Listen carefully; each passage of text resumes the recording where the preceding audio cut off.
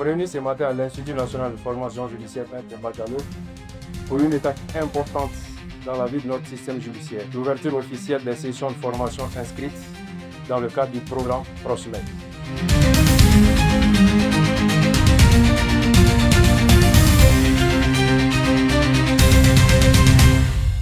Mesdames et messieurs, le programme PROSMED, fruit d'un partenariat fécond entre l'Institut national de formation judiciaire Maître Diallo et le programme des Nations unies pour le développement, avec l'appui financier des partenaires très engagés, notamment le Royaume et les Pays-Bas, s'inscrit dans la continuité des efforts entrepris au cours des années 2024-2025.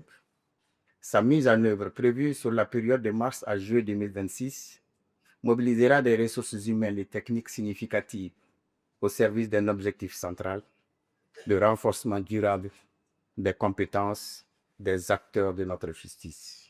Le PNUD Mali entretient un partenariat institutionnel solide avec l'INFJ, car convaincu que le développement du capital humain est la base de tout progrès, de tout changement transformationnel. Aussi, une bonne formation des acteurs judiciaires est la racine sur laquelle pousse la confiance des citoyens envers la justice. En appuyant l'INFJ dans sa mission de formation, le PNUD a voulu investir dans le développement du capital humain, la durabilité, l'autonomie nationale et dans l'amélioration de la qualité de la justice.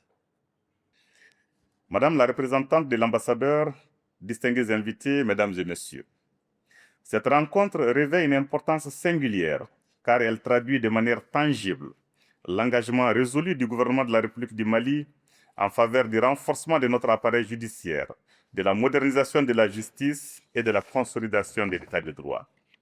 Ces exigences constituent, nous le savons tous, les préalables indispensables à la paix, à la stabilité et au développement harmonieux de notre nation. C'est en cela que la justice a toujours bénéficié de la haute attention et du soutien indéfectible du président de la transition, chef de l'État, président du Conseil supérieur de la magistrature, son Excellence le général d'armée Assimi Goïta. La justice demeure le socle indispensable de toute société organisée.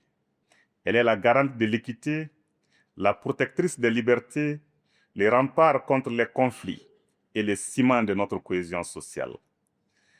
Dans le contexte complexe que traverse notre pays, marqué par des défis sécuritaires, sociaux et institutionnels majeurs, l'institution judiciaire doit plus que jamais s'affirmer comme un repère de légitimité, un instrument de régulation sociale incontestable et un vecteur de confiance renouvelé entre l'État et les citoyens.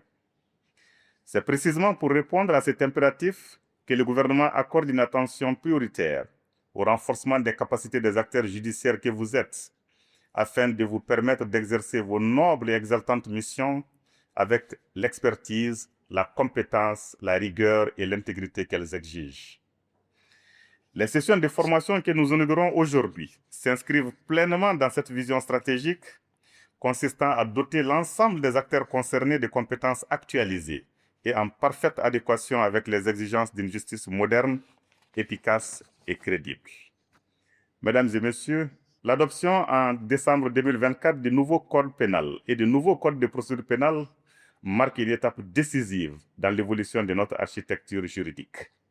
Ces textes pénaux fondateurs introduisent des innovations substantielles destinées à renforcer la protection des droits humains, à accroître l'efficacité de la répression pénale, à adapter notre droit aux réalités contemporaines et à garantir un équilibre optimal entre la préservation de l'ordre public et le respect des libertés individuelles.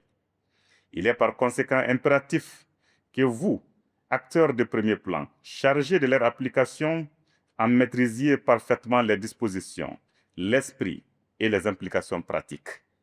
Tel est le sens profond des premières sessions de formation prévues dans le cadre de ce programme ambitieux.